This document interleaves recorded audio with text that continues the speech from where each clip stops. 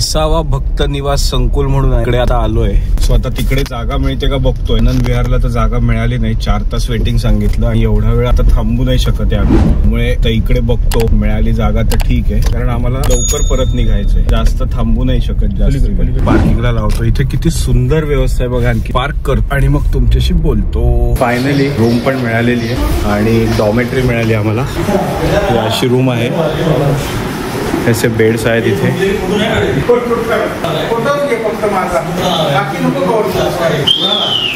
कशी वाटली रूम? ह्याच्याबद्दल काही तुमचे विचार? अप्रतिम, सुंदर, सुरेख, स्वच्छता अप्रतिम आणि हे फक्त शेगावलाच होऊ शकतं. तुला कसं वाटतं इथे आल्यानंतर? मस्त, एकदम खूप छान वाटतंय, प्रसन्न वाटतं. अशी सोय आणि इतकी स्वच्छता, आहा मस्त वाटतं. कसं वाटतं इथे आल्यानंतर काका तुम्हाला? इथे आल्यानंतर आत्मिक समाधान तर मिळालेलंच आहे, परंतु सर्व मित्र सवंगड्यांसह हे आल्यामुळे जो काही मनाला एक शांतपणा लाभला आहे तो केवळ अवर्णनीय आहे. असा इथे व्ह्यू आहे सगळा पूर्ण आणि इथे सगळ्या अशा समोर रूम्स आणि डॉर्मेटरीज आहेत. इकडे अशा रूम्स आहेत.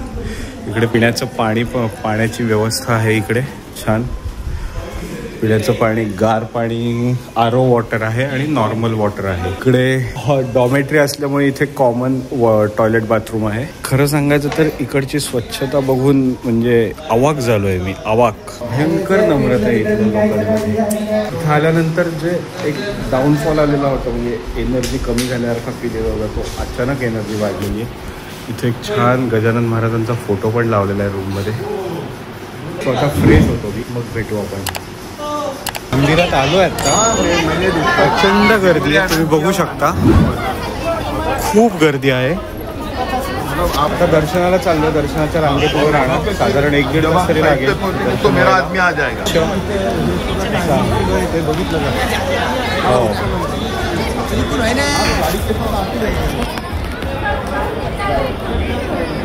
व्यवस्थित शिस्तबद्ध आहे इथलं काम. खूपच जास्त शिस्तबद्ध आहे. दर्शनासाठी 1 तास 30 मिनटं लागतील. मुखदर्शनासाठी 10 मिनटं लागतील. दर्शनासाठी जायचा हा मार्ग आहे पूर्ण. हळूहळू हळूहळू चालत चालत जायचं सगळ्यांनी. एवढी लाईन आहे. दर्शनाला लाईनीत जाताना ना बसायचं आहे, त्यासाठी इथे असे बसण्यासाठी बेंच पण केलेले आहे. इकडे आतमध्ये महाराजांची मूर्ती आहे. इथे आतमध्ये फोटो काढायला अलाउड नाही. हे मंदिर आहे पूर्ण असं आणि हा ध्वजस्तंभ आहे. सुंदर झालं. त्याचे टायमिंग दाखवले मगाशी तुम्ही ते व्हिडिओमध्ये बघितलं की 1.5 तास लागतो, तर 1.5 तास पण आम्हाला लागला नाही. अक्षरशः 45व्या मिनिटाला मी मूर्तीच्या समोर होतो. खूप सुंदर दर्शन झालं. अजिबात गडबड नाही झाली. दर्शन घेताना शांतपणे दर्शन घेता आलं. आता आम्ही इथं निघतोय, थोडं काहीतरी खाणार आणि परत पुण्याला निघणार. हे असे इकडे सगळे चप्पल स्टँड आहेत. आपण इथे चप्पल ठेवायचे आणि त्या रॅकचा फोटो काढून घ्यायचा. चप्पल आपल्या कुठेही हरवत नाहीत. त्यानंतर तो त्यांना फोटो दाखवायचा आणि आपले चप्पल परत घ्यायचा. प्रॉब्लेम नाही. आणि हा बाहेर जायचा एक्झिट आहे. एंट्रन्सच्या वेळेला मला व्हिडिओ काढून दिला नाही, त्यामुळे मी काढू नाही शकलो व्हिडिओ. एंट्रन्स त्या साईडने आहे. इकडनं एंट्रन्स आहे आणि हा इकडनं एक्झिट आहे.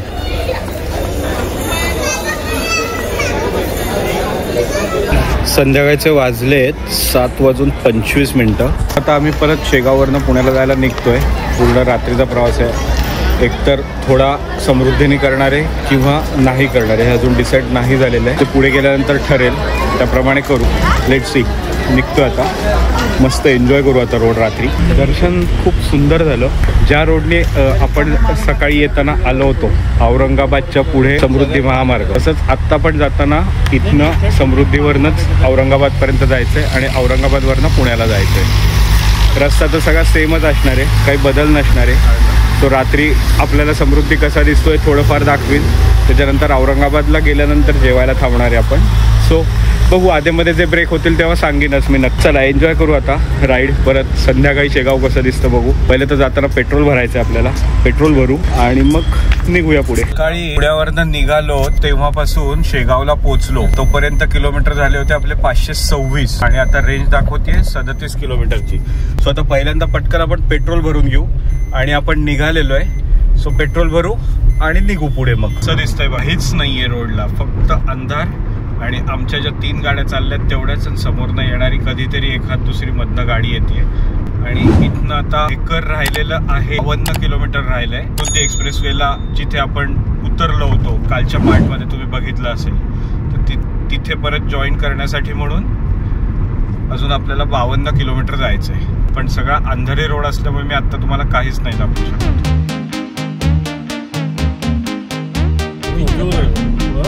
माणूस लोक शकतो 50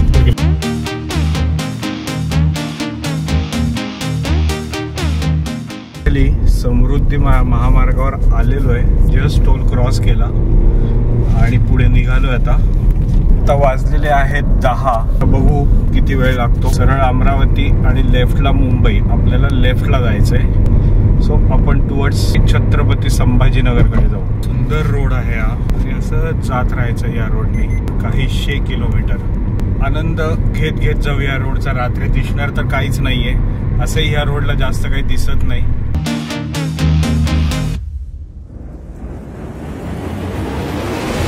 छत्रपती संभाजीनगर निकस 50 किलोमीटर राहिला. थोडासा प्लॅन मध्ये चेंज झालाय. आम्ही जे संभाजीनगर एक्झिट घेणार होतो ते न घेता आम्ही एलोरा एक्झिट घेणार आहे. त्याच्या मागचं रिझन एकच आहे की आणखीन पुढे जाऊन जर का गेलो तर आता जेवायला मिळणार नाही. बाहेर पडलो तर आम्हाला जेवायला पण हॉटेल्स व्यवस्थित मिळू शकतात. सकाळपासून काही जेवण झालेलं नाहीये. अजून साधारण 60 किलोमीटर तरी जायचंय आम्हाला एलोरा एक्झिट. हसतोय, गोंडस बाळ हसतोय. ते वाजलेले आहेत 11:11. आता साधारण तासाभरामध्ये आम्ही 90 किलोमीटर चालवली आहे गाडी. आज दिवसभरात आपलं टोटल रनिंग झालंय 735 किलोमीटर.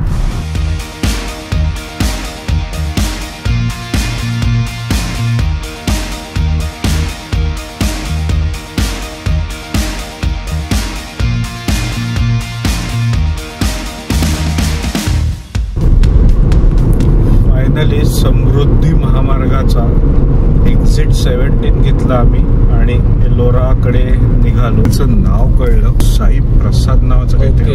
आता आपण नॉर्मल समृद्धी महामार्ग सोडल्याने आता नॉर्मल हायवेला आलोय, त्यामुळे आता स्पीड लिमिटचं टेन्शन नाही काही.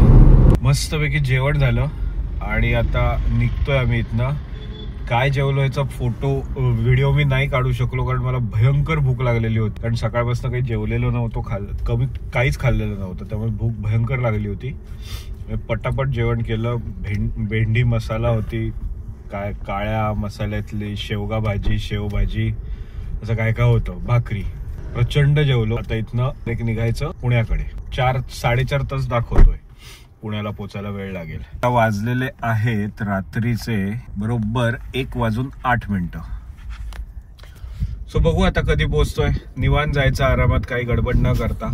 सावकाश सावकाश सावकाश जायचं. पहाटे 5 पर्यंत पोहोचलो तरी चालणार आहे आपल्याला. भेटूया आता रोडवर.